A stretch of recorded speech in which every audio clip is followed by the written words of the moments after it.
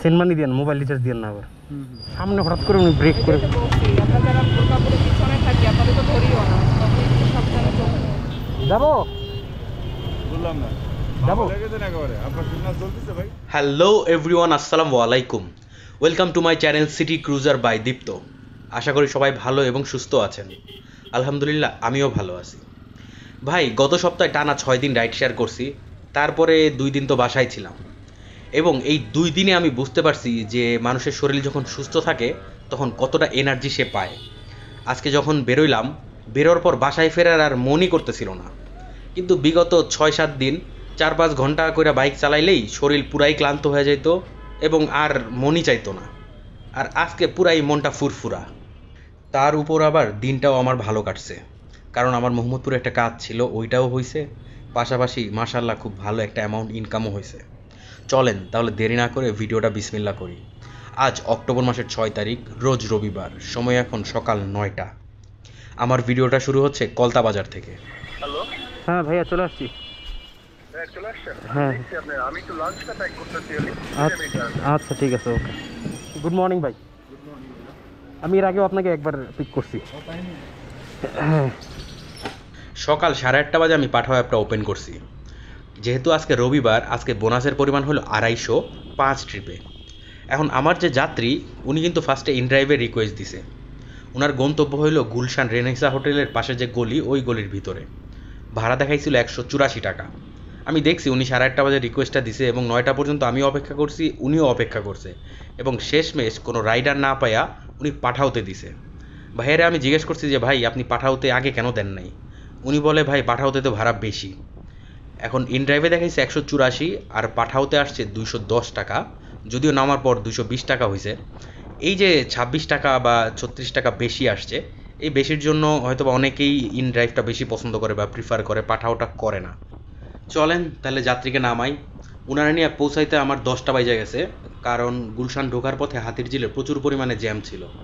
ভাড়া আসছিল 219 টাকা, পাঠাও কমিশন গেছিল 35 টাকা। সেন্ড মানি দেন, মোবাইল রিচার্জ দেন না আবার।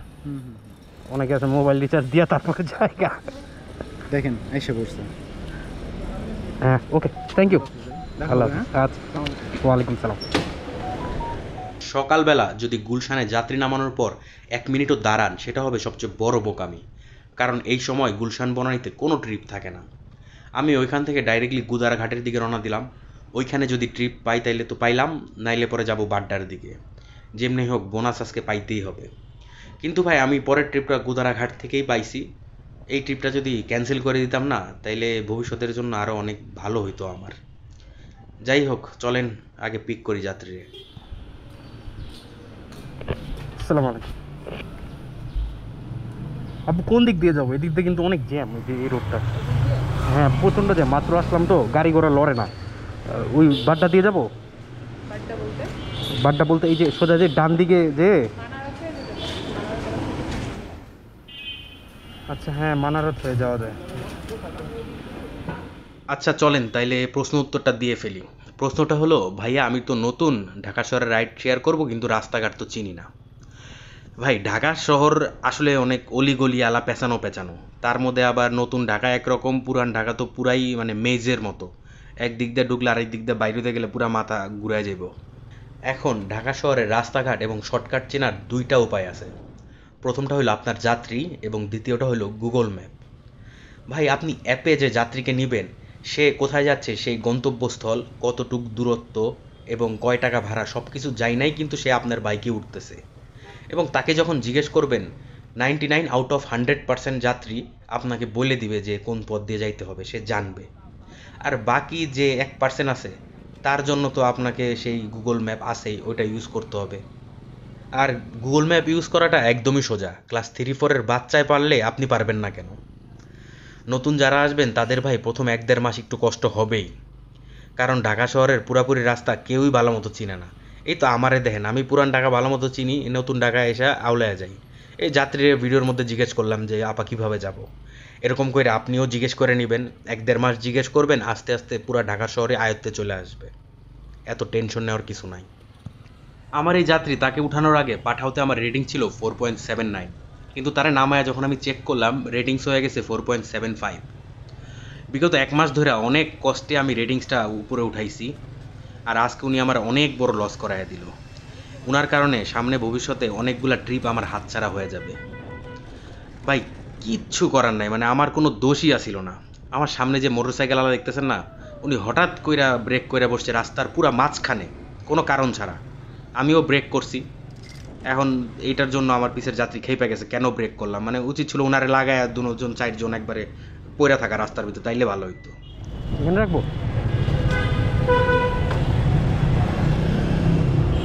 বোরকা পরা অবস্থায় কেউ পিছনে থাকলে ভাই একটু সাবধানে চালাইতে হবে।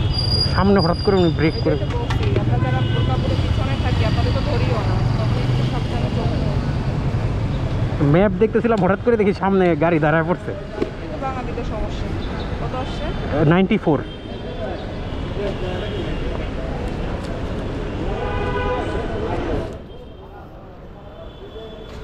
Thank you. আগের ভদ্রমহিলার ভাড়া আসছিল 94, পাঠাও কমিশন গেছিল 15 টাকা।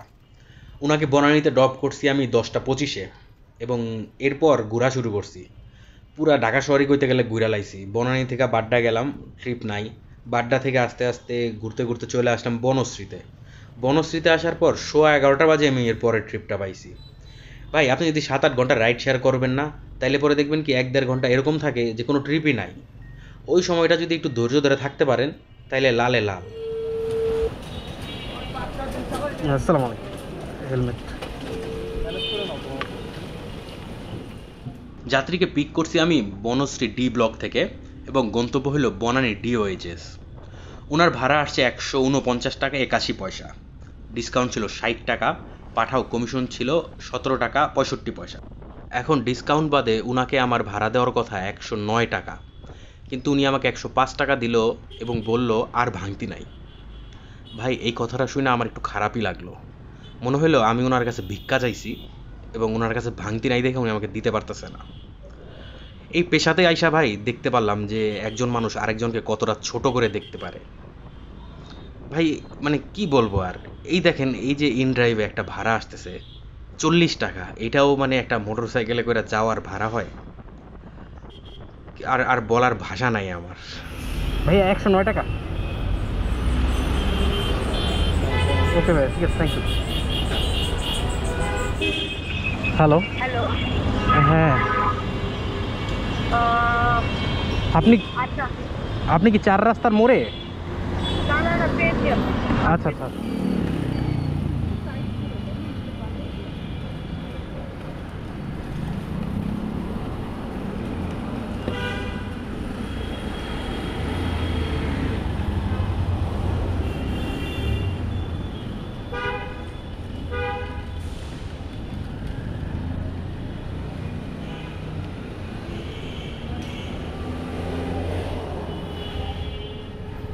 এখন ট্রাই করেন।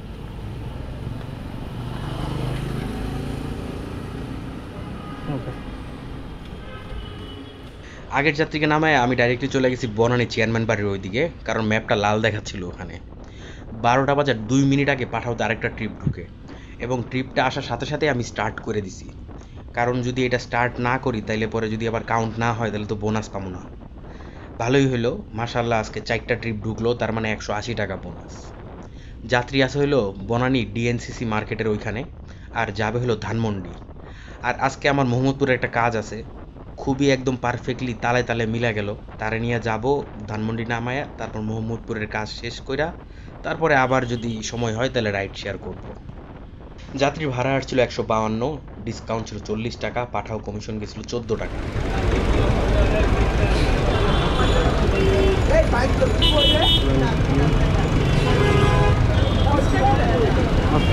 ওকে, থ্যাংক ইউ।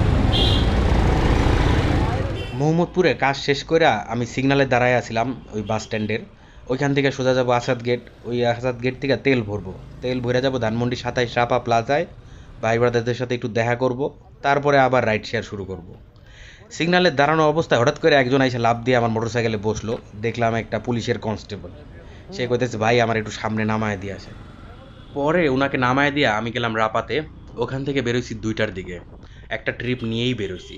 যাত্রী আছে সোভানবাগ মসজিদের অপোজিটে, এবং তার গন্তব্য হলো মৎস্য ভবন। আসসালামু আলাইকুম জহির ভাই ধরেন।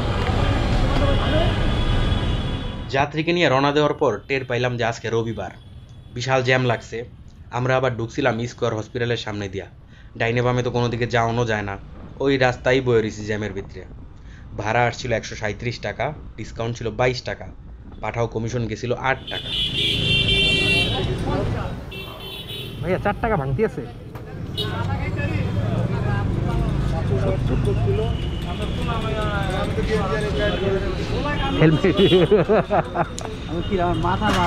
ধন্যবাদ ভাই, সালাম। হ্যাঁ ভাইয়া, আমি হইলো ওই যে মোচরটায় দাঁড়ায় রয়েছি যেদিক দিয়ে। হ্যাঁ হ্যাঁ হ্যাঁ হ্যাঁ হ্যাঁ হ্যাঁ আছে। জি ভাইয়া, আগের যাত্রীকে যখন মৎস্য ভবনের সামনে নামাইছি, আমি মনে মনে চিন্তা করতেছি জায়গা বাসায়, কারণ অনেক জ্যাম পড়বো আজকে, উদয় জ্যাম ঠেলা লাভ নাই। কিন্তু ওই জায়গা চিন্তা করতে করতেই না আমার পাঠাও অ্যাপে ঢুকে গেল আরেকটা কল। যাত্রী আছে নয়াপল্টন, আর উনি যাবে হইলো গুলশান 1-এ। তখন আমি ভাবলাম যে যাই গুলশান 1-এ, ওখান থেকে আরেকটা ট্রিপ লয়ে ডাইরেক্টলি বাসায় যাবো গা, আর অন্যদিকে যাবো না। যাত্রীর ভাড়া আসছিল 141, পাঠাও কমিশন গেছিল 7 টাকা। 145 ভাইয়া, থ্যাংক ইউ। ঘড়িতে সময় 3:28। আমি যাচ্ছি গুলশান 1 সার্কেলের দিকে। মনে মনে একটাই চিন্তা, বাসার দিককার যদি একটা ট্রিপ পাইতাম, ইস রে। এবং ঠিক তখনই একটা ট্রিপ ঢুকে গেল, যাত্রী যাবে কাউরান বাজার, বাঁচাইলো আমারে।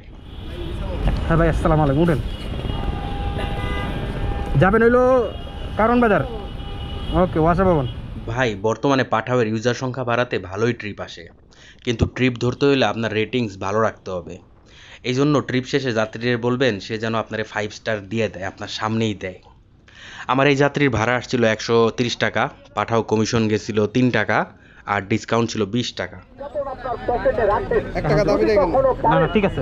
আসি ভাই, ভালো থাকেন। আচ্ছা, আগের যাত্রীকে আমি কাউরান বাজার নামাইছিলাম 4টা বাজে, আর বাসায় ফিরতে ফিরতে আমার 5টার উপরে বাইজে গেছে। তাহলে তো বুঝতেই পারতেছেন রাস্তাঘাটের কী অবস্থা আজকে। সকাল 9টা বাজে বাইরেছি, আর 5:30টায় বাসায় ঢুকছি। এর মধ্যে আমি ইনকাম করছি 1150 টাকার কিছু বেশি। আলহামদুলিল্লাহ, ভালোই হয়েছে, খারাপ না, যেহেতু 180 টাকা বোনাস পাইছিলাম। আর মোটরসাইকেল চলছে প্রায় 70 কিলোমিটার, ধরেন 200 টাকারই তেল গেছে। তাহলে তো বুঝতেই পারতেছেন খরচাপাতি কেমন হয়েছে। তাহলে প্রিয় ভাই, ব্রাদার ও বোনেরা, আজ এ পর্যন্তই। সবাই ভালো থাকবেন, সুস্থ থাকবেন, আর ভিডিওটা অবশ্যই লাইক আর শেয়ার করে দেবেন। নতুন যারা আছেন সাবস্ক্রাইব করতে ভুলবেন না। সবাইকে অসংখ্য অসংখ্য ধন্যবাদ এবং শুভরাত্রি।